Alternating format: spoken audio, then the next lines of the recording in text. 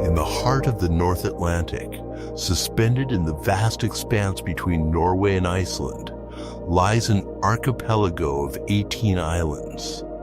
They are fragments of an ancient world, sculpted by primordial ice, honed by the relentless wind, and carved by the ceaseless rhythm of the waves.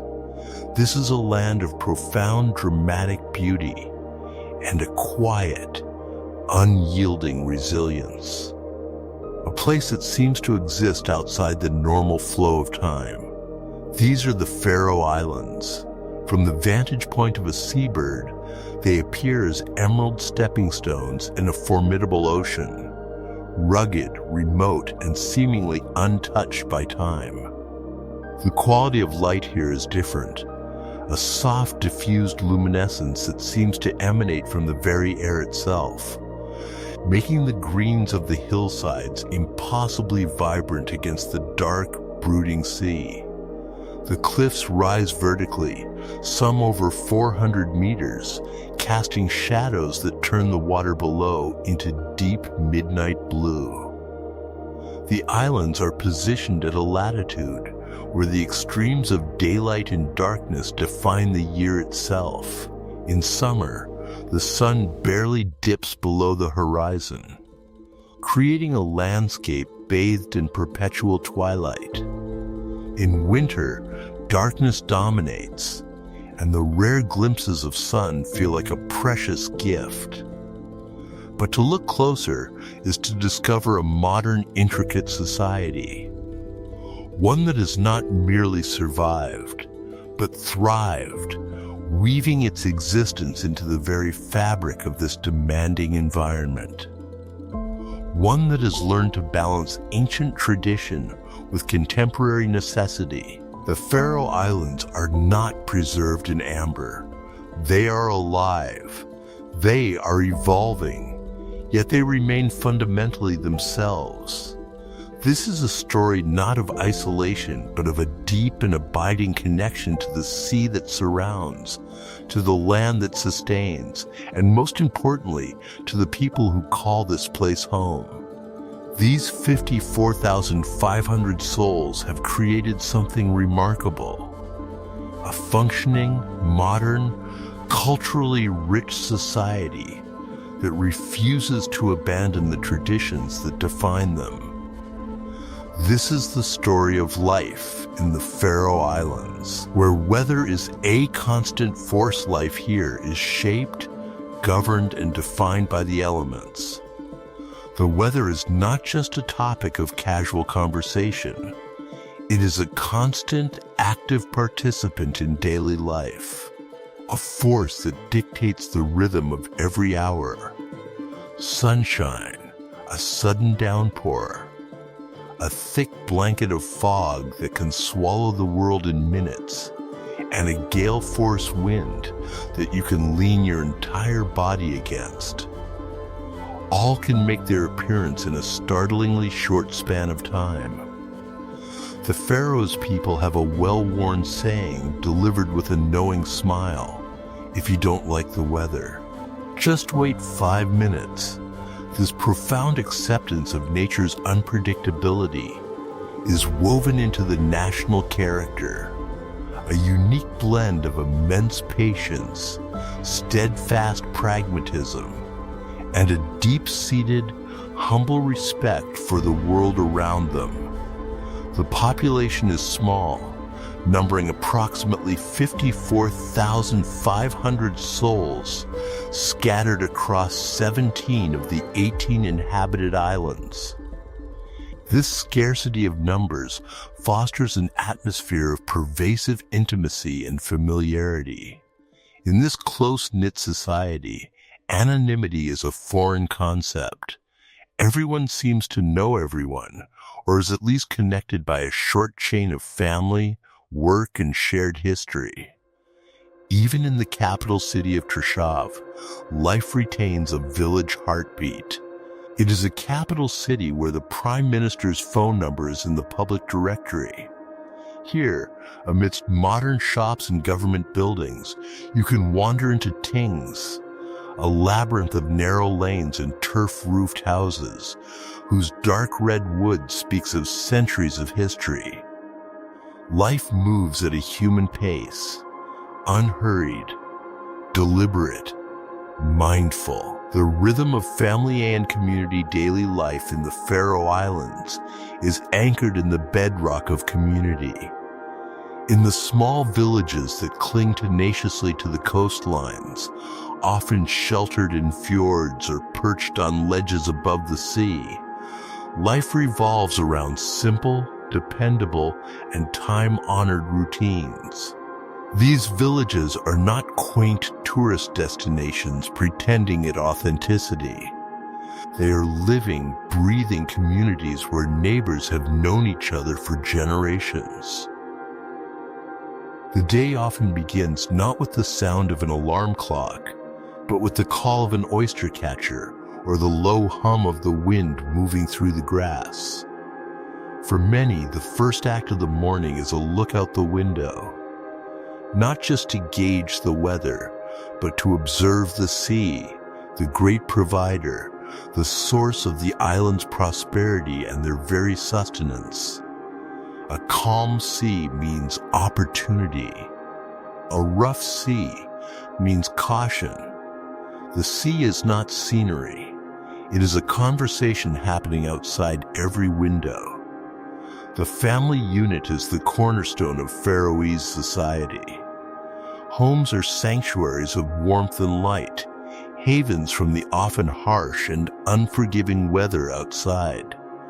They are places of hygge, a concept akin to the Danish hygge, a feeling of coziness, contentment, and shared warmth. It is the soft glow of a lamp in a window on a dark afternoon, the aroma of coffee brewing, the quiet click of knitting needles, the murmur of conversation around a kitchen table. It is common for multiple generations to live in close proximity, creating a powerful and resilient support network that forms the backbone of the community. Children grow up with a profound sense of freedom and security, exploring landscapes of epic scale as their own backyards. Tradition in the Faroe Islands is not a relic of the past preserved under glass. It is a living, breathing, and integral part of the present. The Faroese language, a distinct North Germanic tongue that descended directly from the Old Norse of the Viking Age, is the heart and soul of their identity. For centuries, it was a purely oral language with no written form, preserved and passed down through epic ballads and intricate stories. This powerful oral tradition is still celebrated today, most vividly in the Faroese chain dance. It is a unique, mesmerizing spectacle, a medieval ring dance where participants link arms and move in a rhythmic, hypnotic step. Their voices are joined in the chanting of long ancient ballads known as kvi. These songs tell tales of heroes, kings, and mythical creatures. To witness the dance is to feel the pulse of 1,000 years of history. The national costume, the FAROE, is a masterpiece of craftsmanship with its hand-woven patterns, delicate embroidery, and gleaming custom-made silver buttons. It is not a costume reserved for performers. It is worn with genuine pride at weddings, confirmations, holidays, and national celebrations like Lavska, the national day in July. Each element from the woolen cloth to the silver clasps tells a story of local materials and artisanal skill. The CAND grindadarp, the whale hunt. The ocean is the lifeblood of the Faroe Islands. It is their farm, their highway, and their greatest challenge. For centuries, the Faroes have been a seafaring people.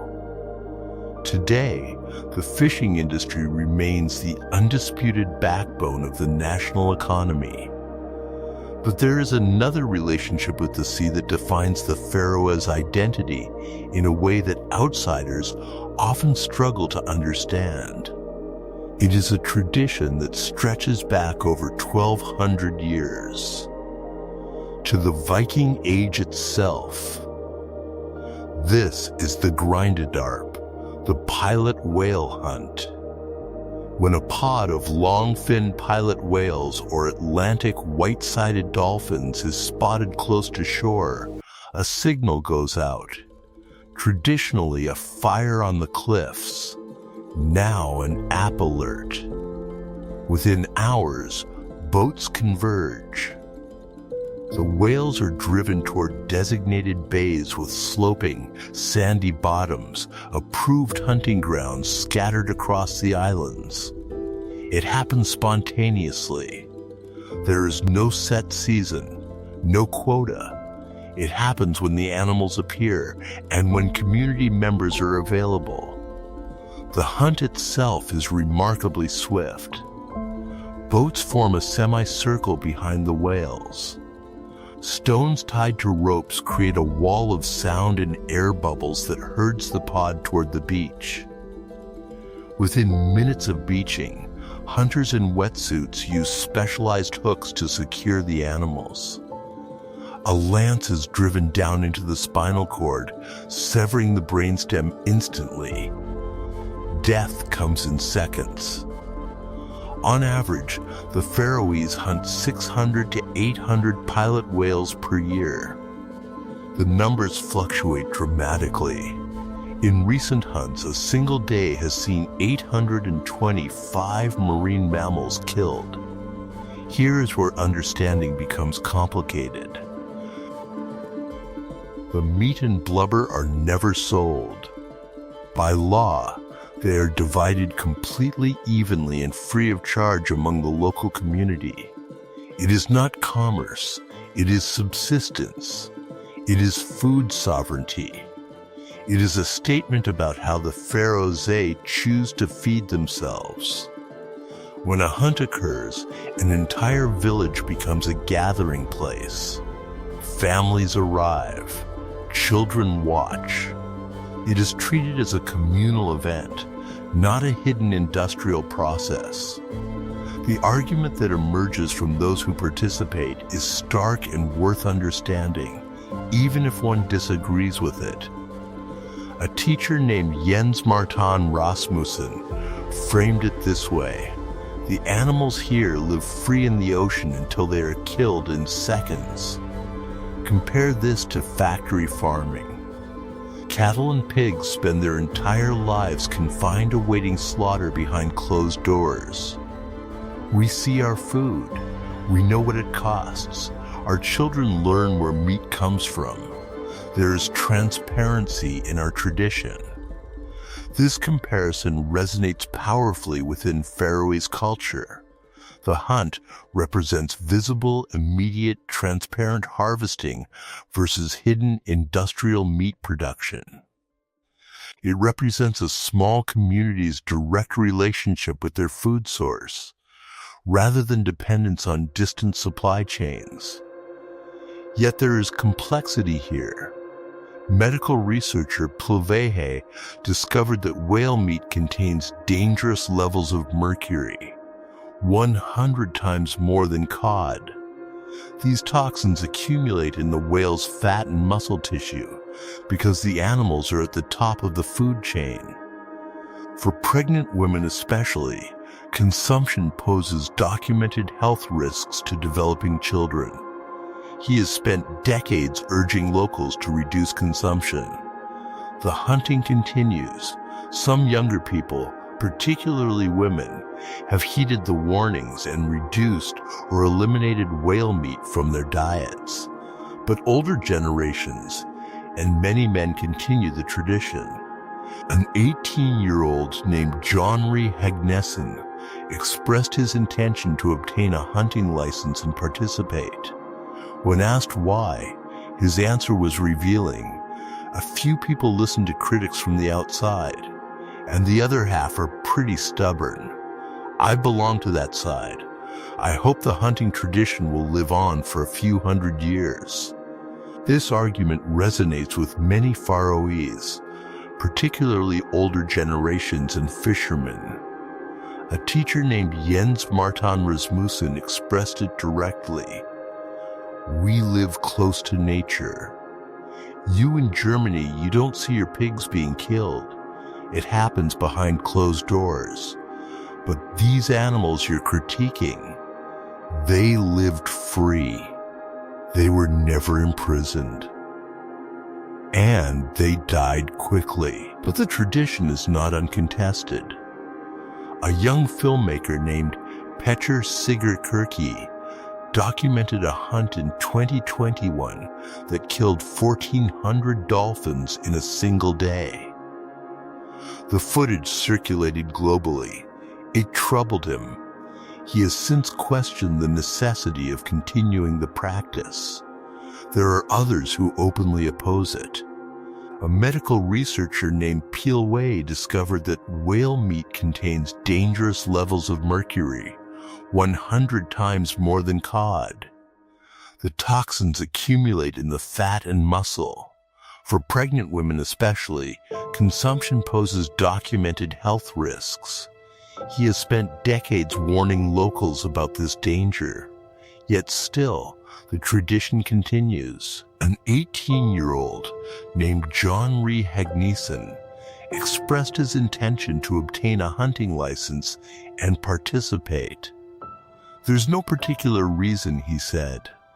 A few people listen to Sea Shepherd or The World Out There, and the other half are pretty stubborn. I belong to that side. I hope the hunting tradition will live on for a few hundred years. The reality is generational. Young women increasingly avoid whale meat due to mercury awareness. They understand the health risks. But many men continue. Some participate out of tradition. Some out of defiance against outside criticism. Some because it is woven into their identity. The hunting continues because for the Faroese, this is not a debate to be settled by outsiders. It is their food system, their tradition, their choice. Whether one supports it or opposes it, understanding requires looking past simple moral categorization and into the cultural logic that sustains it. The landscape AS teacher to truly understand the Faroe Islands is to understand its nature. The landscape is not a passive backdrop. It is an active, powerful force. A constant and awe-inspiring presence in daily life. There are no native forests here.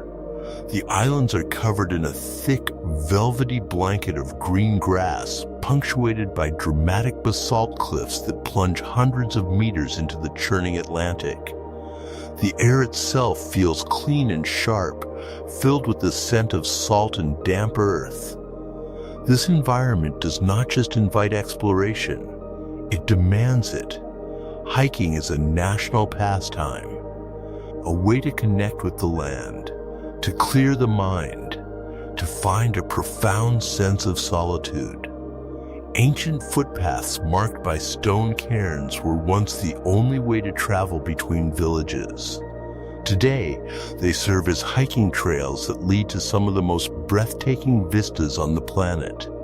The daylight itself is extreme. In summer, the sun barely dips below the horizon. 19 hours and 45 minutes of daylight, a permanent twilight where night never fully comes. The energy is boundless. The harbors are busy from dawn till dusk. People are out hiking, socializing, making the most of the precious light. In winter, the opposite occurs. Only 5 hours and 8 minutes of weak daylight. The rest is darkness. Profound, complete darkness. Life turns inward. As evening falls, a palpable sense of quiet descends upon the islands. The towns and villages become still. The wind and the sea are often the only sounds. This is a time for home, for family, for rest. The temperature is surprisingly mild, rarely dropping below 3 degrees Celsius, never rising much above 13. The North Atlantic current moderates the climate, but the wind is formidable. A record storm registered sustained winds of 59 meters per second, 131 miles per hour. The landscape is shaped by this force. Sheep are ubiquitous and iconic, outnumbering the human population nearly 2 to 1. They graze on salty, vitamin-rich grasses, giving their meat a distinct, savory, slightly gamey flavor. The Faroese wool is famous for its intricate knitted patterns, passed down through generations. Modernity and isolation in balance for all their apparent remoteness, the Faroe Islands are a remarkably well-connected and modern society. A sophisticated infrastructure of excellent roads, bridges, and groundbreaking subsea tunnels links the major islands, turning what were once long and arduous journeys by boat into simple, everyday commutes. To descend into one of these tunnels is a surreal experience. You drive down under the immense weight of the North Atlantic through a perfectly engineered tube of concrete and light before emerging minutes later on an entirely different island. Ferries still play a vital role, especially for reaching the more remote outlying islands like the Puffin Paradise of Mykines. These journeys are a beautiful reminder of the ever-present sea, a force that is both a connection and a formidable barrier. The public bus system is efficient, subsidized, and reliable. Its blue buses are a familiar sight even in the smallest and most isolated villages. This seamless blend of modern convenience and profound isolation is one of the defining paradoxes of Faroese life. It is entirely possible to live in a tiny remote village surrounded by nothing but mountains and the sea, yet still have access to high-speed fiber optic internet and be just a short, comfortable drive away from the capital. For young people, this creates both opportunity and complexity. Education is a high priority with an excellent public school system. But for higher education, the vast majority of young Faroese must leave. They typically travel to Denmark, to which the islands are a self-governing territory, or to the United Kingdom and other parts of Europe to attend university. This period away is a modern rite of passage. It offers a crucial chance to experience the wider world, to gain new perspectives, to acquire specialized skills. But the pull of home is incredibly strong. A significant number choose to return after completing their studies, drawn back by the powerful bonds of family, the tight-knit community, and the unparalleled quality of life. The food the land Faroes food is a direct and honest reflection of the landscape. Simple, fresh, pure, and deeply connected to the seasons. The cuisine is built around what the land and the sea can provide. Seafood is naturally the undisputed staple. A freshly caught piece of cod or salmon simply prepared with boiled potatoes and a dollop of butter is not just a meal. It is a cherished ritual, a taste of the place itself. Traditional methods of food preservation born from centuries of necessity are still an integral part of the culinary culture. Rest refers to meat or fish that is wind-dried and fermented in specially designed wooden sheds with slatted walls that allow the salty, humid air to circulate freely. The process is a delicate art. The resulting flavor is complex, pungent, and deeply savory. An acquired taste for outsiders, but beloved by locals. Lamb is the other cornerstone of the diet. The FAROE sheep, a hardy ancient breed, roam freely across the islands, grazing on salty, vitamin-rich grasses. This unique diet gives their meat a distinct, savory flavor that is unlike any other. But at its core, FAROE's food culture remains rooted in the home. A shared meal with family featuring ingredients that were caught, raised, or foraged just a stone's throw away remains the truest and most authentic taste of the islands. Why they stay alive in this remote and beautiful corner of the world is not without its significant challenges. The weather can be relentless. Its power is a constant factor in every plan. Storms can ground flights and cancel ferries for days at a time, reinforcing the sense of isolation from the outside world. The cost of living is high, an unavoidable consequence of the fact that most consumer goods must be imported over long distances. There is also the constant complex challenge of balancing tradition with the pressures of progress. How does a small nation welcome a growing number of tourists without compromising the fragile ecosystem and the peaceful way of life that attracts them? Yet people choose to stay. Why, in a world of seemingly limitless options, do they remain rooted in this small, remote place? The answers circle back to the same core themes. They stay for the profound, unshakable sense of community, for the feeling of belonging to a place where people genuinely know and care for one another. They stay for the unparalleled safety, for the simple, priceless freedom to let their children roam and explore without fear. They stay for the peace, for the pervasive quiet that allows for a deeper, more meaningful connection to oneself and to the natural world. In a world saturated with noise and distraction, the Faroe Islands offer a rare and precious silence, and above all, they stay for the unbreakable connection to home, to a landscape that is not just a backdrop for their lives, but an integral part of their identity, a part of who they are. This connection is not sentimental, it is visceral. It is woven into the Faroese understanding of what it means to exist.